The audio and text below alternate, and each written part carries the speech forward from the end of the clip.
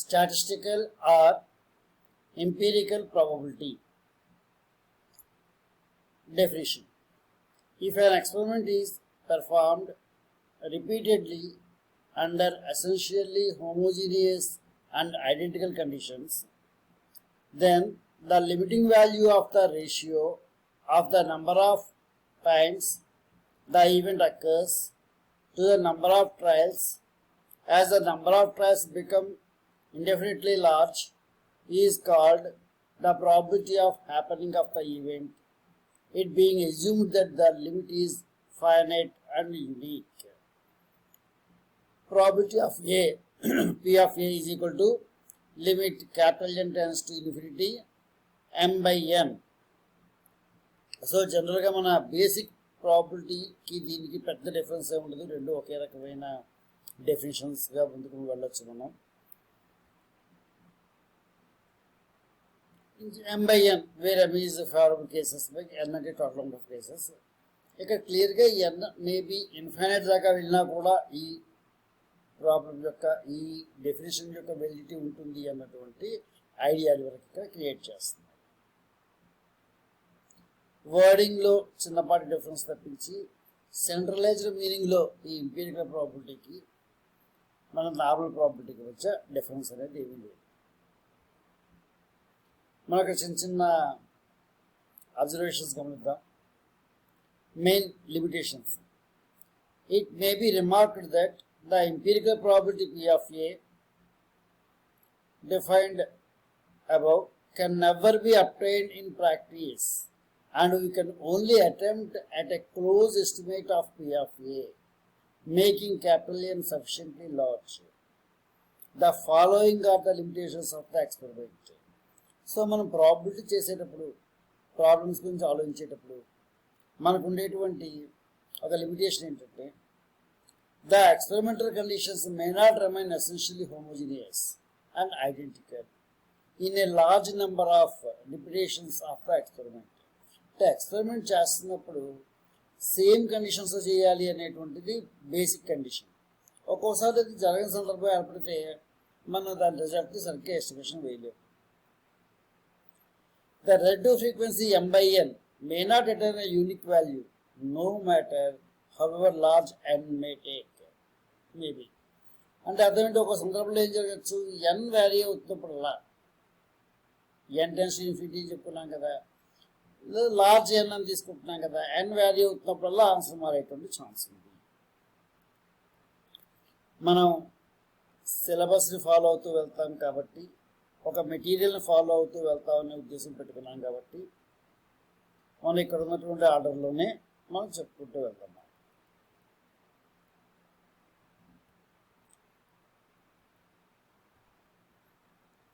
A uniform die is thrown at random.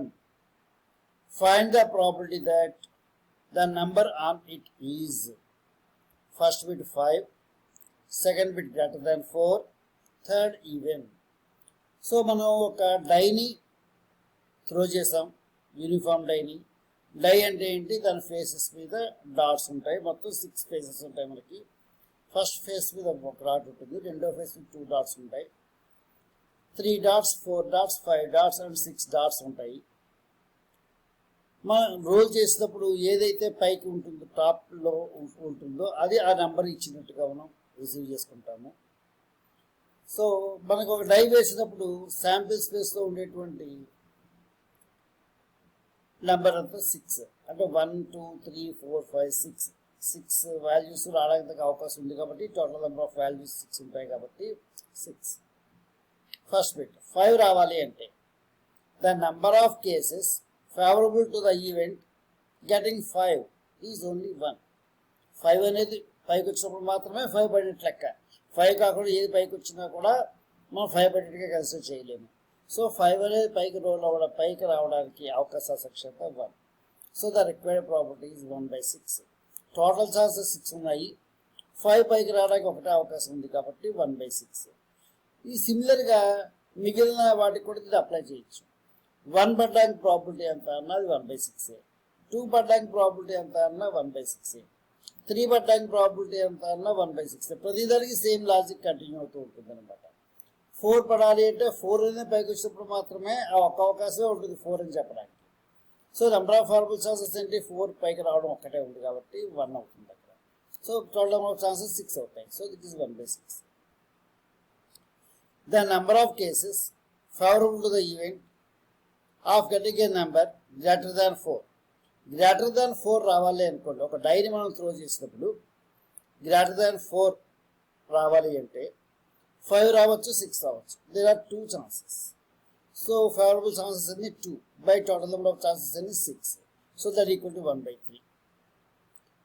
Favourable cases for getting an even number. Even number అంటే ఏంటి? మనకి total ఎన్ని numbers chance die వేసినప్పుడు 1 2 3 4 5 6 6 ఉన్నాయి chances. అందులో ఈవెన్ నెంబర్ అవ్వాలంటే 8 అవ్వాలి, 2 కానీ 4 కానీ 6 కానీ అవ్వాలి. అంటే 3 ఛాన్సెస్ ఉన్నాయి. m is equal to 3. So required probability is m/n 3/6 that is equal to 1/2.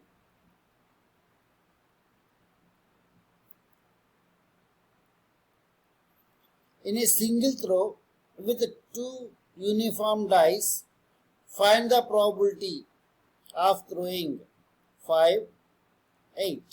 అంటే ఇక్కడ ఎలా అర్థం చేసుకుంటాం అంటే మనం సమ్ అన్న మీనింగ్ అర్థం చేసుకుంటాం.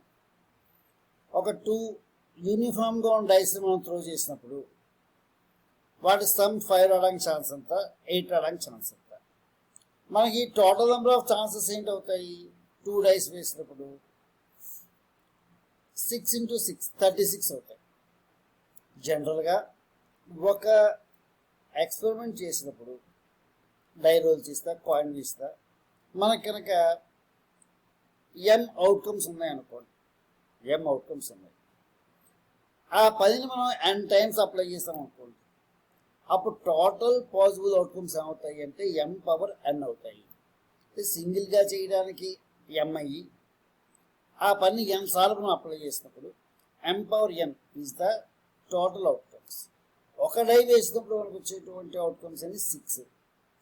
2 డైస్ వేస్తే 6/2 36. అదే 3 టైమ్స్ వేస్తే 6/3, 4 టైమ్స్ వేస్తే 6/4. సో అలా అన్నమాట. సో ఒక పని చేయడానికి m అనుకుంటే అవకాశాలు, ఆ పని m టైమ్స్ చేస్తే మనకి ఏర్పడేటువంటి టోటల్ ఛాన్సెస్ అవుతాయి m⁴n. మనకి సమ్ 5 రావాలి అనుకుంటున్నాం. సమ్ 5 రావాలి అంటే ఫార్మబుల్ ఛాన్సెస్ ఏముంటాయి మనకి? ఫస్ట్ దాని మీద 1, రెండో దాని మీద 4, ఫస్ట్ దాని మీద 4, రెండో దాని మీద 1, ఫస్ట్ దాని మీద 2, రెండో దాని మీద 3, ఫస్ట్ దాని మీద 3, రెండో దాని మీద 2. సో ఇవి వచ్చినప్పుడు మాత్రమే మనకి సమ్ అనేది 5 అవుతుంది. యాడ్ చేస్తే 5 వాల్యూ వస్తుంది. మీరు ఏవైనా సరే 5 కంటే డిఫరెంట్గానే ఉంటాయి. So there are 4 chances, 4 cases to get sum as 5. So 4 by total of chances 36. So 4 by 36, 1/9. Second bit 8. So 2 dice roll చేసినప్పుడు మనకి 8 రావాలి అంటే the cases favorable to the event of getting sum 8 and the 2 dice are 8 రావాలి అంటే first దాని మీద 2, రెండో దాని మీద 6, అలాగే 6 2, 3 5, 5 3, 4 4, మొత్తం 5 కేసెస్ ఉన్నాయి. So favourable chances 5, total chances 36, 5/36. అంటే మనం టెక్స్ట్ బుక్లో మెటీరియల్ చెప్పుకుంటున్నాము. ఒక ఈజీ వే ఏంటి అంటే ముందు 1తో స్టార్ట్ చేయండి. ఫస్ట్ 1 ఉంటే రెండో దాంట్లో ఉంటే మ్యాక్సిమం 6 కదా, 1,6 వేస్తే 7 అవుతాం. అంటే ఫస్ట్ 1 వచ్చేటువంటి ప్రాబుల్ ఛాన్స్ లేదు. 2 తీసుకోండి, పక్కన ఎంత వస్తే 8 అవుతుంది 6, 2,6. 3 తీసుకోండి, పక్కన ఎంత వస్తే 8 అవుతుంది 5. 4 తీసుకోండి, పక్కన ఎంత వస్తే 8 అవుతుంది 4. 5 తీసుకోండి, పక్కన ఎంత వస్తే 8 అవుతుంది 3. 6 తీసుకోండి, పక్కన ఎంత వస్తే 8 అవుతుంది 2. అంటే అలాగా ఫస్ట్ డై మీద నెంబర్ని ఒక సీక్వెన్స్ ఆర్డర్లో 1 2 3 4 అని తీసుకుంటూ చెక్ చేసుకుంటే మనం రాయగలగడం అనేది ఈజీగా ఉంటుంది, సింపుల్గా ఉంటుంది. సో ఆ రకంగా చేయండి. So the required probability is 5/36.